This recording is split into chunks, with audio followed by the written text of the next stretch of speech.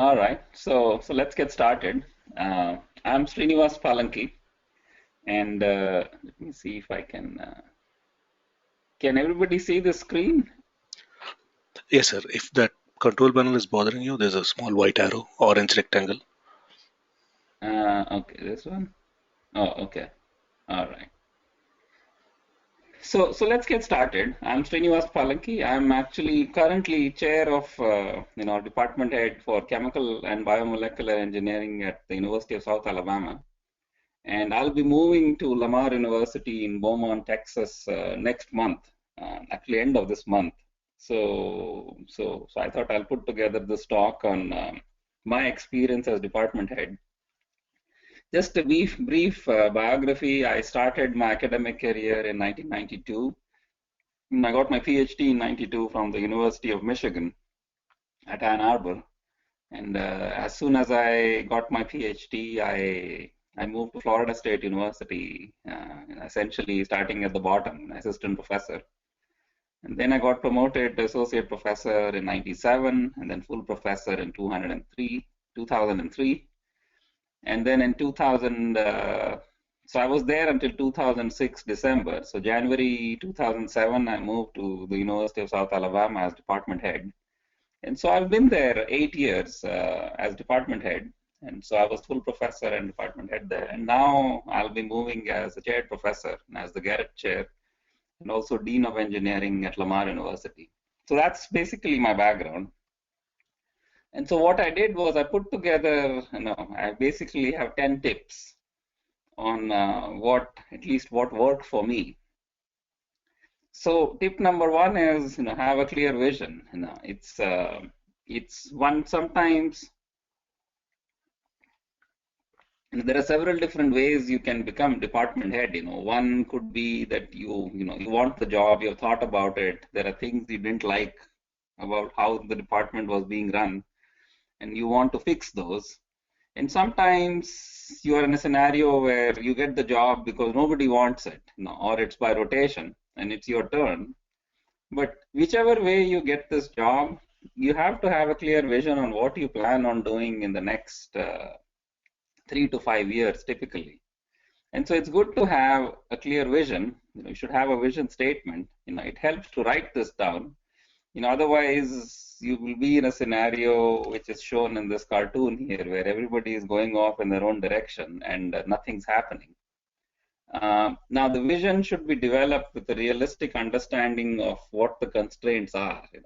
I mean, one could have a vision that we'll become MIT, and it is highly unlikely that that would happen in 3 to 5 years unless you have a lot of resources. And so the vision has to be realistic. Now it's very important to get your boss on board, and typically that's the dean of engineering and the boss's boss, which at least in the US is called the provost. In India, I think it might be the dean might be the college principal and the provost might be the vice chancellor. I'm not quite sure. Now, they have to agree with your vision. And if they don't agree with your vision, then there's not a whole lot that will be done, because finally they are the ones who control the resources. So if you want more faculty, or if you want more funding for building certain infrastructure, they have to buy in. It helps if the vision statement is in writing. Frequently one has certain ideas when you start your job, and then 6 months later you're so bogged down with with small details that you have forgotten what the big picture was. So it helps to have something in writing that gets looked at on very frequent intervals. Now it should also be clearly articulated to the faculty. Very frequently the faculty may be reluctant participants to your vision initially, because especially if you're a department head who has come from outside. I ran into that scenario. I was hired from another university, so I was department head for a department where I did not know anybody. Everybody was new to me. And so faculty were sort of set in their ways. Things were not quite going the way the dean and the provost wanted. That's why I was hired from outside. And so there is usually some reluctance from the faculty to do the things you want them to do. So it helps if your vision is articulated to the faculty. If you write it down and keep it in your office, then nobody's going to know what you want them to do. Now, you should have a very clear evaluation process. That's tip number two. Um, Faculty always want to know, they know, in some sense, my experience as an administrator was faculty are like students, it's in some sense. And so, like students typically ask here, if you are teaching something, is this going to be on the test? And if it is not on the test, they don't want to learn. So in some sense, faculty are the same way. They would like to know what is it that you're going to evaluate them on. Again, at least in the US, faculty raises are determined by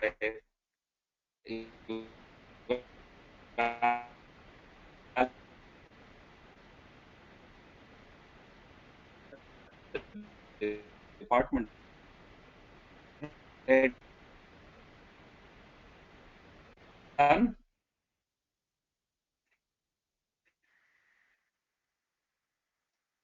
So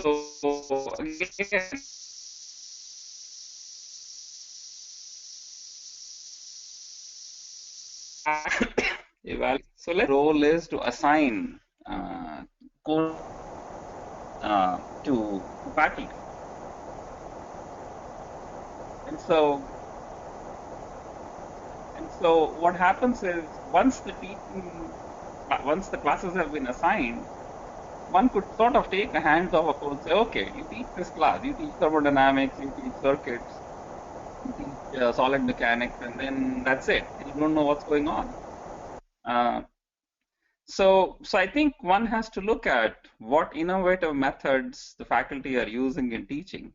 And what I have done is I usually ask the faculty to write down for me at the end of every course what they have done in the course that worked, what have they done in the course that did not work, and what did they do in the course that was new.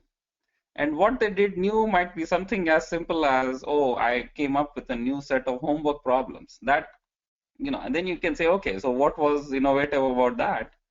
And what could be innovative would be something that related to an incident that happened recently.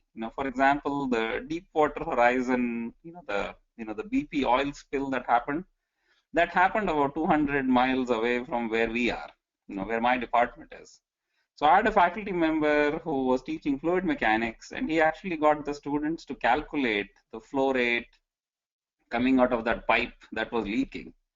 Now, again, we do those sorts of problems all the time anyway. Flow through pipe is not the hardest problem in the world, but to relate it to an incident that happened sort of in our neighborhood is innovative because that makes the students remember. They remember the incident, and so they may also remember, okay, this is how we do this calculation.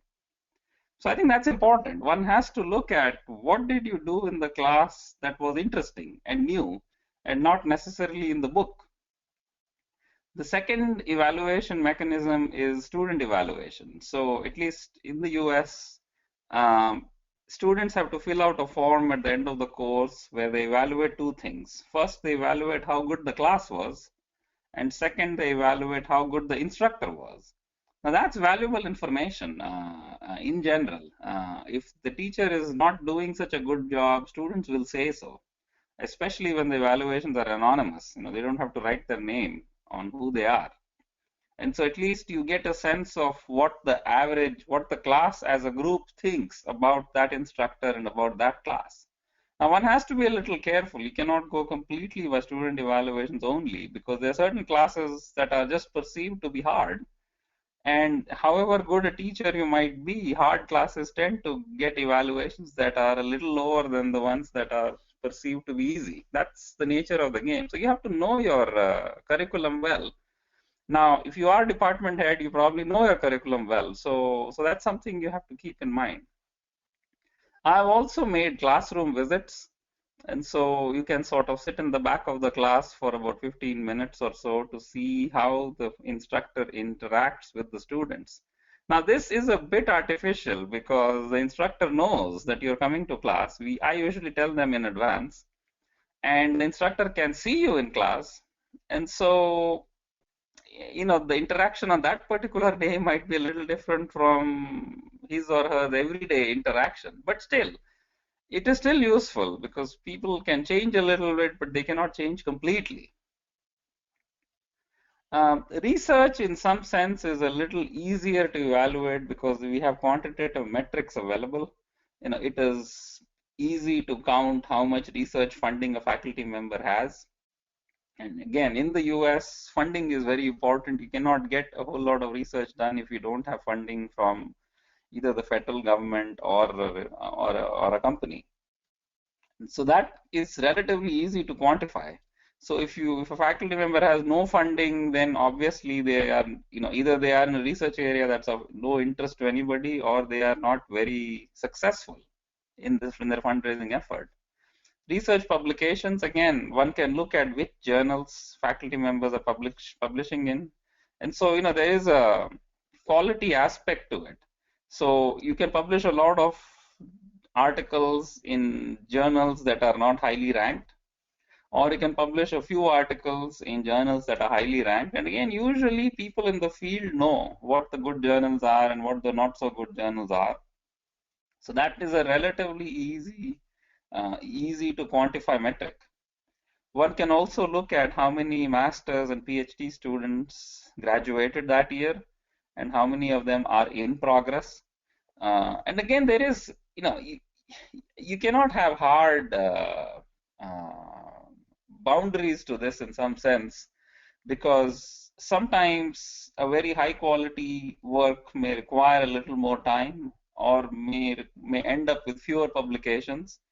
And so it helps to know what the field is. But still, in general, my experience has been research is easier to evaluate than teaching because metrics can be quantified easily. Now, the service aspect is small. Normally, we limit it to less than 10% of a faculty member's time, but it is important for collegiality. It is important, because if faculty do not volunteer for committee work, then the work doesn't get done. These are details, but they're important details. And I usually split this into two. So, which is what is the service aspect that was done within the college or the university. So, the committees that you are on, curriculum committees, for example, that's an important aspect. It's tedious. It may not necessarily be the most interesting committee work, but it's important. And then the second aspect I look at is the service to the profession, which means, did you chair sessions in a professional conference? Did you help review papers for a journal or a conference? And again, these are unpaid services. And if everybody stops doing them, then the profession will not progress. So it's important to give credit for doing this sort of work. And I usually take that into consideration. So tip number 3, and again, this is something I had seen when I first came to South Alabama. The department head had never, would never meet the faculty. He would just make a list of course teaching assignments and give it to the secretary, and the department faculty would find out from the secretary what they were supposed to teach that year. And then at the end of the year, he would try to give them a score on everything else. But the problem the department head wanted them to do. And so I think it's important to set expectations. What I normally do is in the month of August, I will talk to every faculty member and go over what I expect them to do. I'll tell them what the teaching assignment is. I will tell them what committees they are serving on. And then I'll tell them how much time is left over for research. And so research is basically, it's 100 minus your teaching assignment minus your service assignment. And so if say 40% of your time is assigned for research, then it is my job to lay out to the faculty member what I expect them to do in that 40%. Now, I'm not telling them how many proposals to write and how many papers to write and how many students to have, but I'm sort of broadly saying what 40% of their time should end up being. Now, it could change a little bit, and that's okay. So if they say they will write a proposal to the National Science Foundation, but then end up writing a proposal to the National Institutes of Health because this opportunity came along 3 months later, that's okay. But at least they should know I'm expecting to see 2 proposals and 2 publications or some rough number like that. This helps a lot. So, it helps to talk to the faculty members at the beginning of the year. So, again, this summarizes what I was saying. I usually ask faculty members if they need any help in achieving these goals. And I usually was making the faculty member write down themselves what they wanted to do that year. And if that effort seems to be too little, then I will gently ask them to add more. And if it appears to be too much or too ambitious, then I'm not telling them to do less. Why should I ask somebody to do less? But I will usually ask them if they need any help in achieving these goals. Sometimes they may need some travel money to go to a funding agency to talk to the program manager. And again, that's a department head's role to help faculty members with such things. Um, I like to have these things in writing. So usually I would get the faculty member to write something up about what they plan to do, and then they sign off and I sign off. So at the end of the year, I have a document that I can compare with. So I will look at what they've actually done at the end of the year. That's usually in April or May. And so I look at the August document and I say, okay, in August, this is what you promised to do, and then this is what you have done.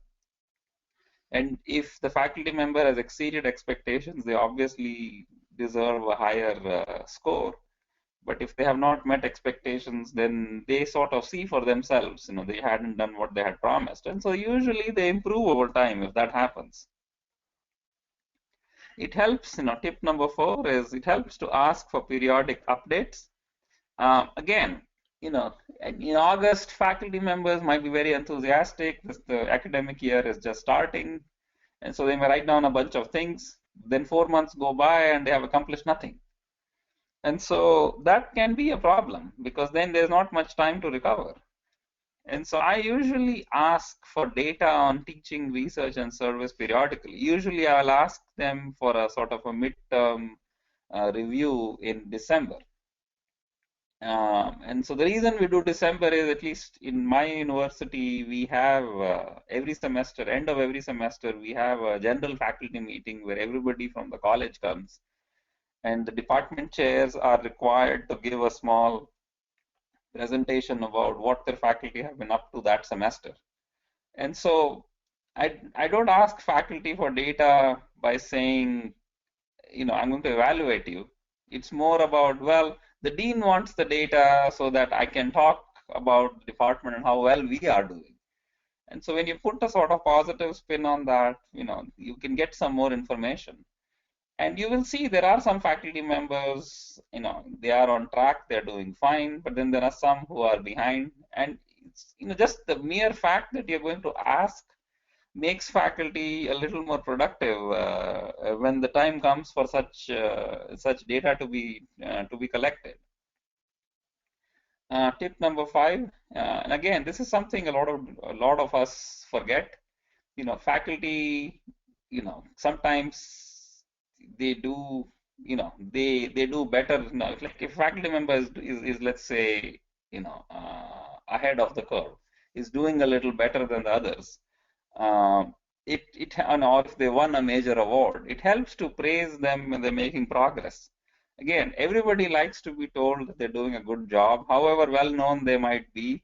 Small praise goes a long way. And so if a faculty member wins a competitive grant, I usually announce this in the faculty meeting. I will send an email to the faculty member congratulating him or her, and the important part is I actually send a copy to the rest of the department, so everybody gets to know that so and so won this award, or so and so won a teaching award, or whatever. It doesn't have to be something major. You don't have to win the Nobel Prize to get something like this, but just a small again, small praise goes a long way. Another important role for the department's head is to nominate faculty members for awards. And Usually, there will be a teaching award or a research award at the college level. There will be one at perhaps the university level. Uh, and I have a typo, it's university or external, not off. Or it could be an external award. So the college awards are usually, sort of the lowest level, so that you're competing only with your own peers. But still, to even win that is an accomplishment because you won't, and not everybody wins every year. And so that's something to think about. If you nominate faculty members, even if they don't win, I think there is a sense of appreciation that you recognized that they were worthy of being nominated. And so, and over time, enough members from your department will win that they'll feel good about the fact that you were department head and they won this award. And so they will at least appreciate that. Tip number 6 is to form teams. And again, especially in the US, it's becoming difficult to get single investigator awards for grant funding. It helps to be in teams. It helps to pair successful people with less successful people, and that way the whole department becomes more successful. And I have seen that for both teaching as well as research. So it helps to pair more experienced faculty with less experienced faculty. Especially if a faculty member is new, it helps for them to be talking periodically to somebody who has been there for some time. So they understand, they don't make the same mistakes that other faculty members have made in terms of teaching. Same with research. It helps to form research teams to help new faculty get funding. And again, sometimes new faculty are not aware of what resources are available in the university. And so if you are in a team, you will at least you find out about how things work. Tip number 7 is lead from the front. Again, department head's role is not purely administrative. They have to have their own teaching, research, and service activities. In general, you cannot make people do what you yourself do not do or have not done. And so, if you have never written a successful grant application in your life, you cannot make other people do it. It's just not how things go. I mean, the department head's job, in some sense, is the hardest job in the university because faculty consider the department head as their colleague, not necessarily their boss. And the department head knows most clearly what faculty are doing. Deans and provosts and presidents know less about how the department's functioning. And so, in general, it helps to lead by example rather than, cracking the whip and making people do what they don't want to do. And they should not be in a position to be telling you, well, you've never done this, so why do you want me to do it? So it helps to take a step back and look at your own teaching to see what you're doing and is it innovative and does it have interesting things. Now again, chances are you are one of the more successful people in your department. Otherwise, you would not be made the department head. So this is something that you are fully capable of doing. It helps to have a well-funded research program. Again, department heads may not be evaluated by the dean on their research capability because their role is mainly administrative. But still, it helps to have research going on the side. That way, you have something to fall back on because at some point you will not be the department head anymore. So you should have something interesting to do that you can fall back on. It helps to make sure that you contribute to your profession. Again, as department head, a lot of official mail will come to you regarding conferences and opportunities for being reviewers or for being session chairs or things like that. And it helps to take up some of those responsibilities yourself rather than assigning them to somebody under you. And so again, leading from the front is an important aspect. If you continue to be successful in these activities, then people will not question your judgment and your leadership. Tip number 8, apply standards uniformly. It is, you have to be fair. It is very crucial. If you're not perceived to be fair, then you're not effective. Good work should be rewarded, even if you do not like the person. And this happens in an academia. Each faculty member is allowed to they're sort of an island of excellence in some sense. They are allowed to make their own research programs and teach in their own way. And every person will not necessarily like every other person in the department. And so when you're doing an evaluation, you have to remember that you're not evaluating the person. You're actually evaluating the folder that's in front of you. You're evaluating the piece of work that is done. And so if somebody has done good work, that should be rewarded, even if you personally don't like that person. If there is a perception of favoritism, then that can lead to all sorts of morale problems amongst faculty. At the end of the day, you cannot make faculty do what they don't want to do. And if they feel that you're not on their side, then they will stop working. And this is not only bad for the faculty member, it's also bad for you. It is possible to be nice and tough at the same time. This is a fine act. It's a balancing act. But you have to have your standards. The standards should be articulated. They should be clear. And you can still be the nice guy in the department who is upholding those standards. It is possible. Tip number 9, do what you think is right, not what you think is popular. And this is important because at the end of the day, you will find out that it is impossible to please everybody all the time. If you ask faculty what they really want, everybody would like to have a job where there is no work, but the pay is very high. And that's impossible. So at the end of the day, there will always be situations where you have to make a judgment call. You cannot go by what the majority thinks. It's your decision. So you have to decide which way to go. And so if you're doing what you think is right, you will at least be applying the standards more consistently. And people may not like you, but they will at least respect you because you have integrity and you are applying your rules consistently. And so that's, again, I have been in this situation several times, and finally at the end of the day, you have to at least satisfy your conscience that you did the right thing. And then finally, my last tip number 10 is know when to quit. Department head's job is probably the most demanding administrative job in the university. Again, like I had said before, faculty sort of view you as a colleague, not necessarily as your boss and as the boss.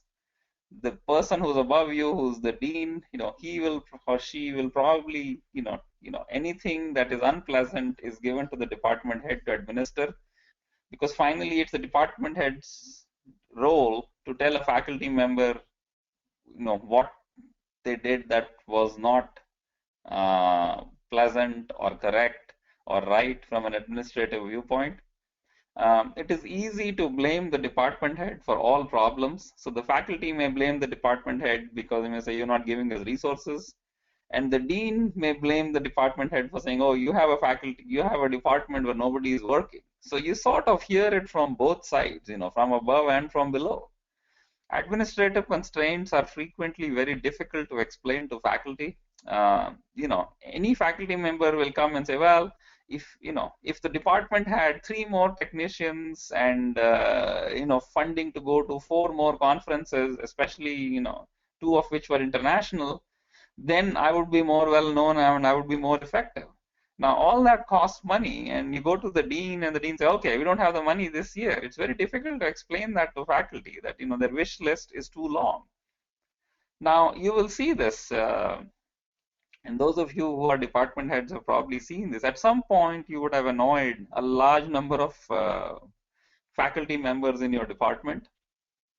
That's the reality. The chair's job is a tough job. Everybody is coming and asking you for some favor at some point, and it's sort of your job to be saying no. Sometimes they will go over you and talk to the dean, and sometimes the dean may have a different viewpoint than you do, which would then annoy them even more.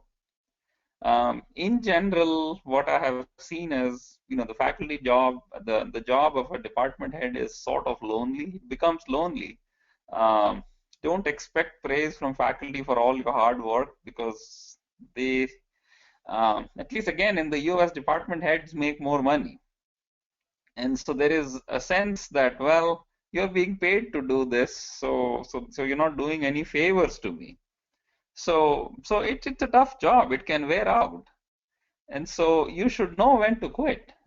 Usually department head positions have term limits. So one would like to leave when, you know, you should know when to leave. You should leave when, you feel you have accomplished things, and you should have things to go back to. And that's why it's important to have, lead from the front, so you have things to do when you're no longer department head. Now, what can you do uh, after you've been department head? So it usually helps to look for another job. Could be in the same university, could be in another university.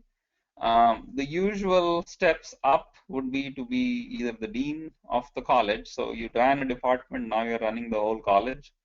There are also opportunities to be a research administrator. So, again, at least in the US, we have a research office, and usually you need administrative experience to even apply there.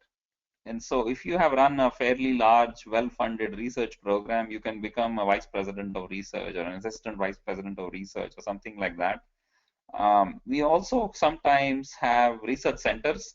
So there may be, for example, in South Alabama, there's a center for lung biology. That's a very successful center, and it's an interdisciplinary center with people from medicine as well as engineering.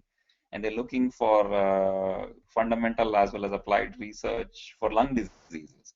So one could be the head of such a center if that's your research area.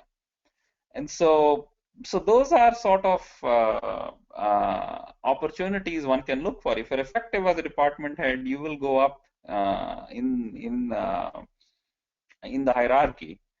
And at least again, I'm not dean yet, but I will be end of this month.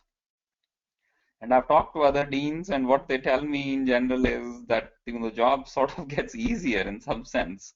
I don't know. I hope that's true. And so I'm going to stop here, and I want to see if there are any questions.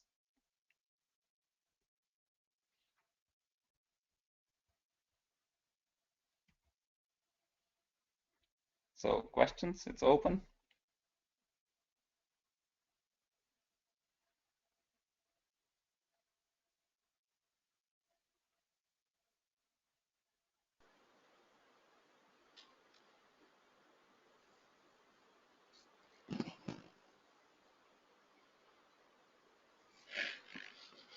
Just give a couple of minutes to type them.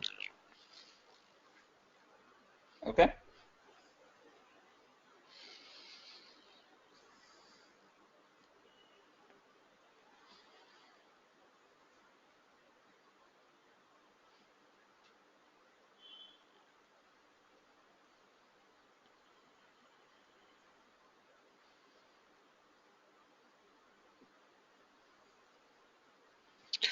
What if a faculty is reluctant to take up an assigned responsibility? Yeah, that's a tough job. Um, if you ask a faculty member to do something, the initial response is usually no, and that's why it helps to have your vision laid out. I think what I have seen work for me is if you just assign something, they will not do it. But if you explain to them what the big picture is, what their role, why their role is important, and I think it helps to know for that faculty member that other people are also being assigned similar things. When you put it in that framework, it seems to work okay, at least in my experience.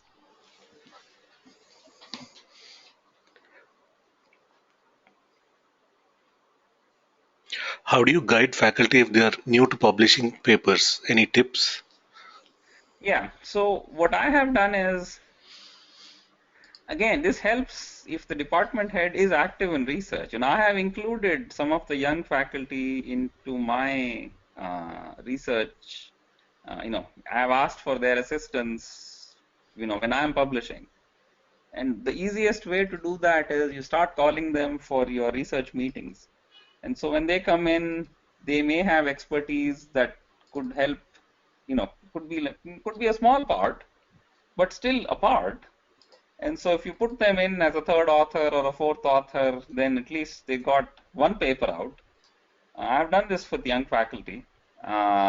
They also get to see, more importantly, how you're running your research meetings.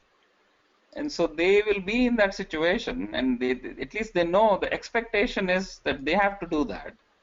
And so they learn from that, and they go from there. What I've also done is very frequently we are in a situation where faculty members, they wrote their thesis, but they're not able to take that thesis and make it into a publication.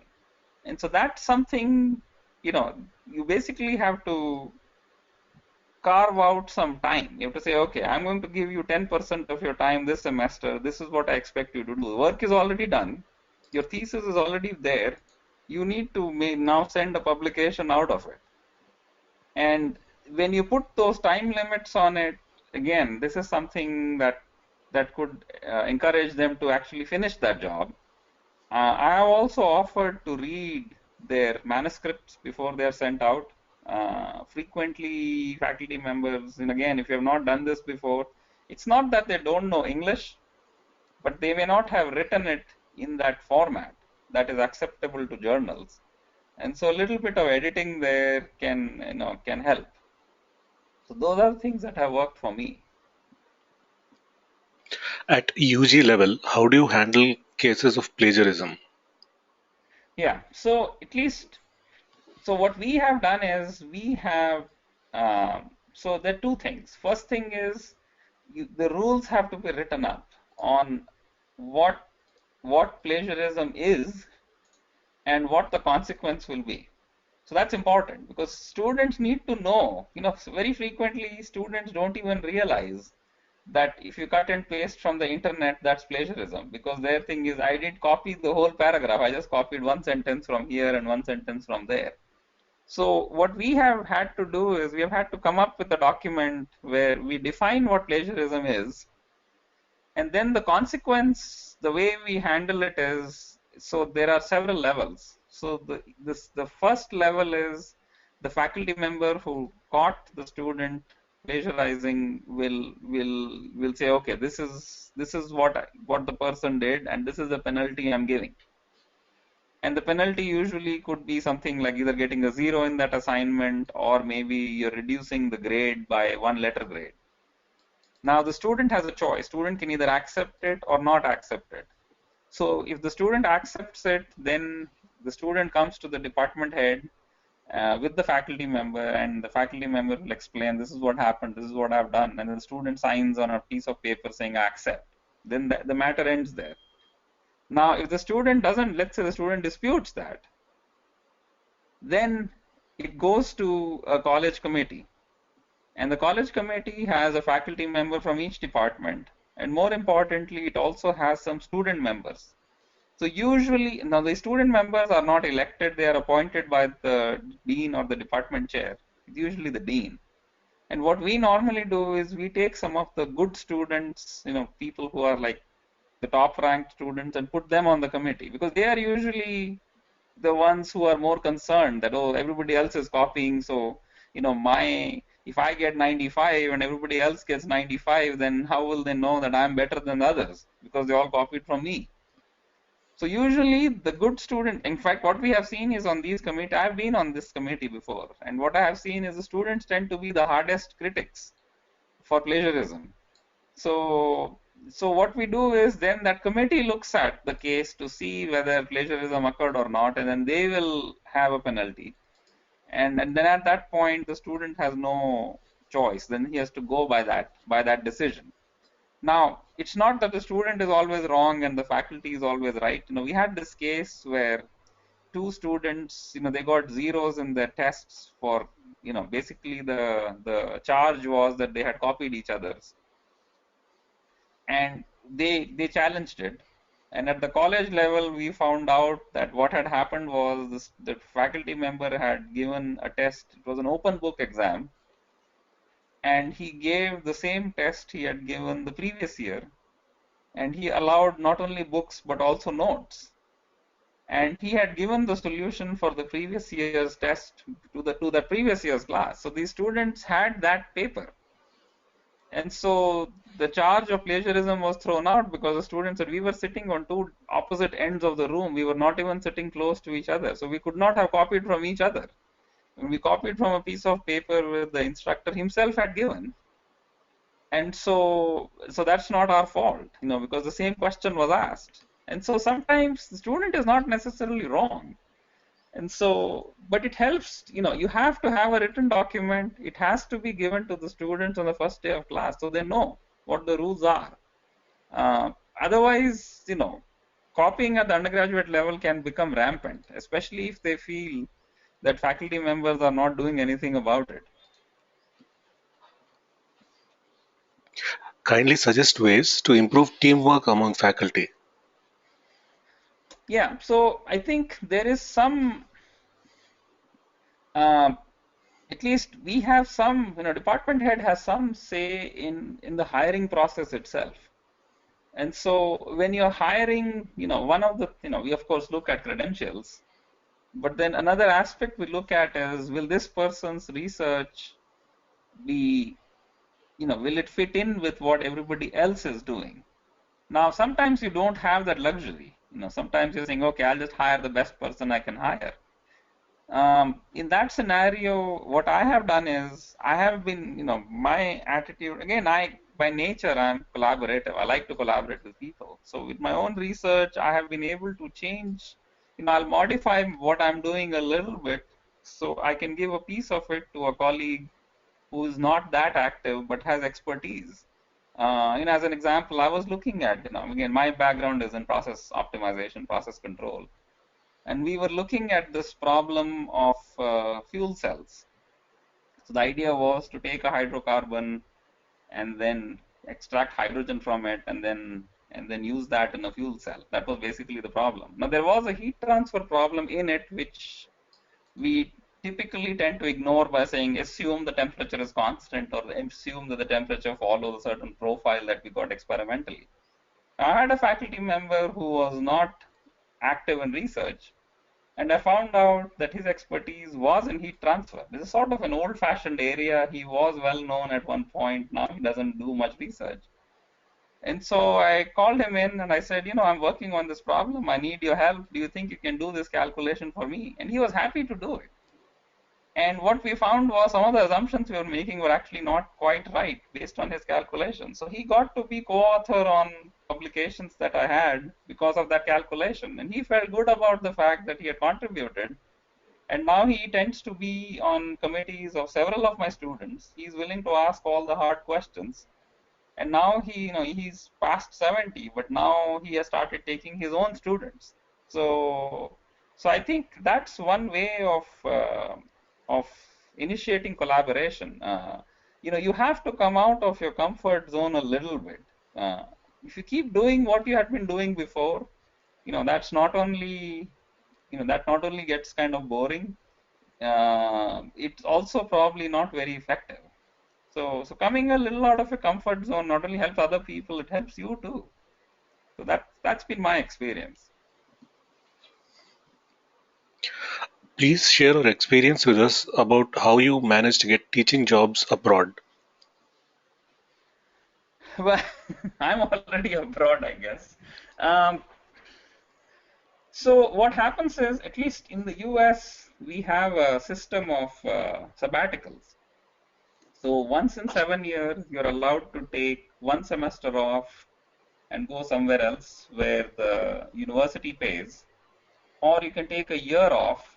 And when you take a year off, university pays half, and you can the other half of the salary will come from the place you're going to. So there is sort of a short term and a slightly longer term opportunity depending on how you work it out.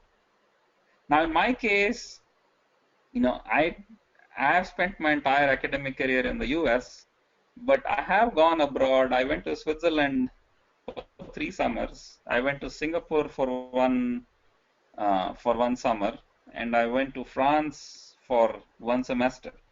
And this was all through either sabbaticals or summer jobs.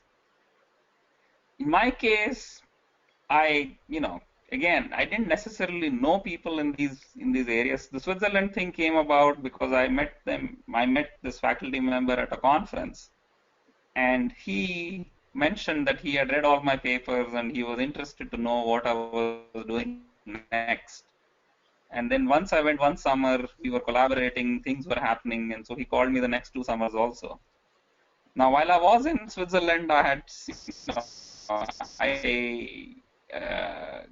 I had sent my resume to uh,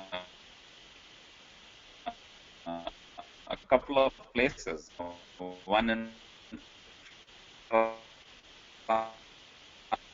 and second possibility is there are a couple of courses that find tedious to teach, typically lab courses, for example.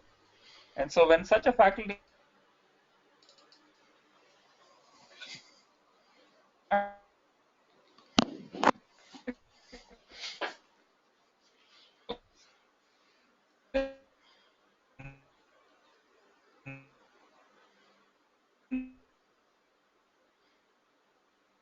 somebody to replace master or a 1 year assignment are arranged at the department head level normally, or maybe the dean's level, not to go higher than that.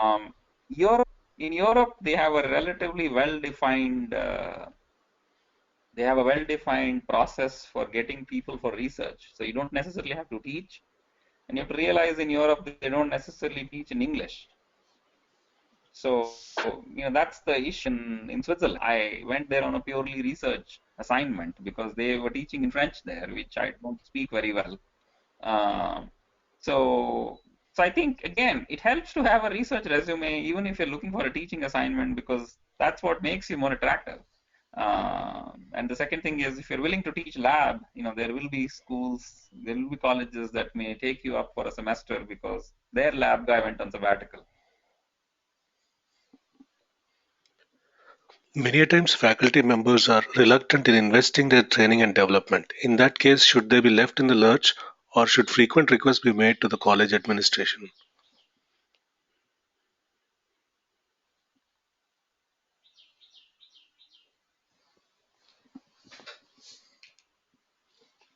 Hello. I didn't hear it completely. Faculty tend to do what?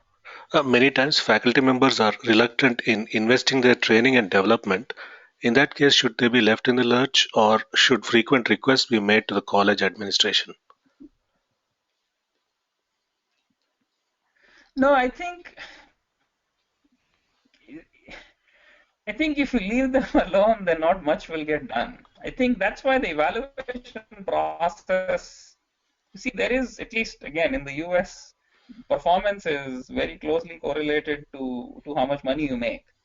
Uh, Promotions are dependent on performance, and so if you year after year, if your performance is poor, you're not making use of resources available to you, then that's a problem. Uh, at least now, that's one aspect. Another aspect is if your department is short-handed, you just don't have enough people, then that's the department head's role to convince the dean that more resources are needed. So if you have 10 faculty and you really need 12, you obviously need two more. You have to make a case, and you have to make a case consistently. My experience has been the first time I go and ask for such resources, I don't get them. I have to keep asking. So it's a fine line, between what you're making faculty do and what you're asking administration for in terms of additional resources. Takes effort. Uh, If any department has more than 60% female faculty, then how can we handle this situation? Well, so female faculty, in my opinion, are no different from male faculty. I mean, there is a teaching mission, there is a research mission, there is a service mission. It doesn't matter what their gender is; they still have to do all three. So, so I don't see any, there is no special accommodation, in my opinion.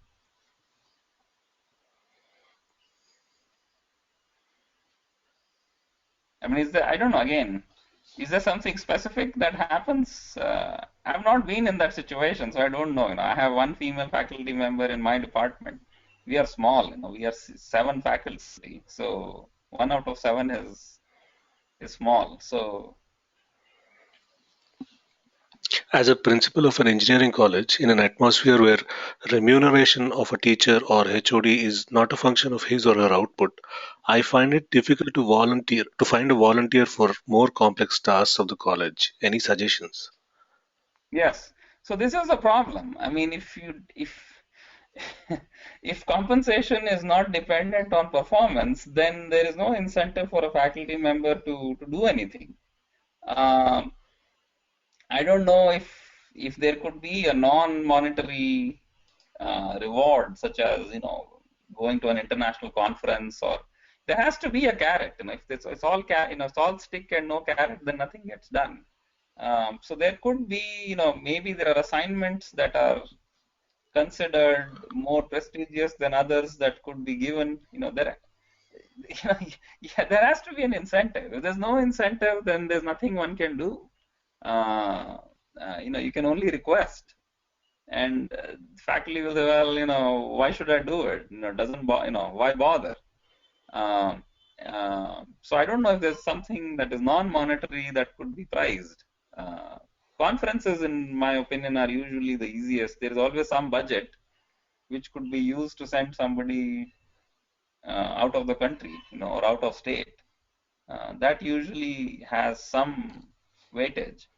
Uh, but but yeah, if everybody gets the same money and the same raise and the same promotion, then that's not a good. That's a socialist system then. Uh, so As a HOD, how do you move with your senior faculty members in the department to maintain a healthy relationship and team spirit? yeah, so that's a bit tricky. It is a lonely job. I have heard this again. I came from outside, so in some sense, I didn't know anybody, so it was okay. But I have heard from other, HODs where they said they were colleagues till yesterday. Now today they are the boss, and so in the department there is, let's say there are 20 faculty members. You are the HOD and you were friendly with five of them, five of them were your buddies.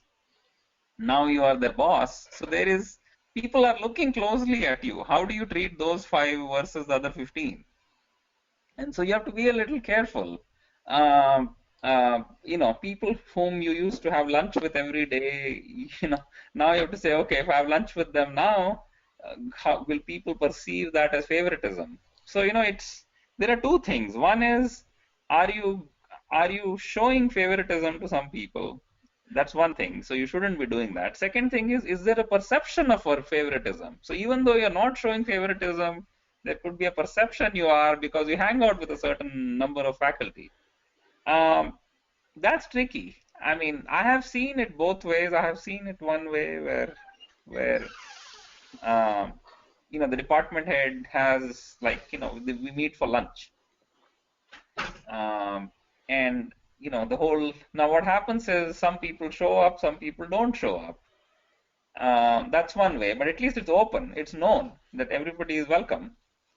The second thing I have seen is, we have like a coffee room, and I usually go there at a certain time. At 10 o'clock in the morning, I will go there to get a cup of coffee, and then I'll be there for about half an hour. And everybody knows I am in the coffee room at 10 o'clock. And so if you want to ask me something informally, that is the time to ask. And again, since this is well known, that time I'm there, I've had people come and talk to me at that point before formally bringing it up in a faculty meeting. They are willing to ask me for informally. So I think, again, you should not only be fair, but you should also be perceived to be fair. Otherwise it is difficult to make things happen. Um, Yeah, regarding the female faculty question, there is a follow-up. The fact is that females faculty expects relaxation in the responsibility assigned to them by Yeah, well, high-level that's a faculty. problem. Uh, again, I mean, in India, I think there may be certain constraints. For example, if you have to stay after, let's say, 5 p.m., there may be a security issue. And I think that has to be accommodated. That's a real issue.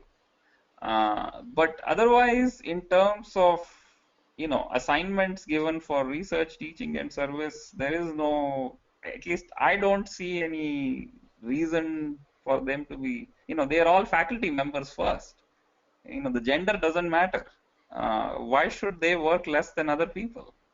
Uh, Now, there are certain things we have done in the US. For example, if a female faculty member, if they're like pregnant or if they are, they just had a child, then some accommodation has to be made.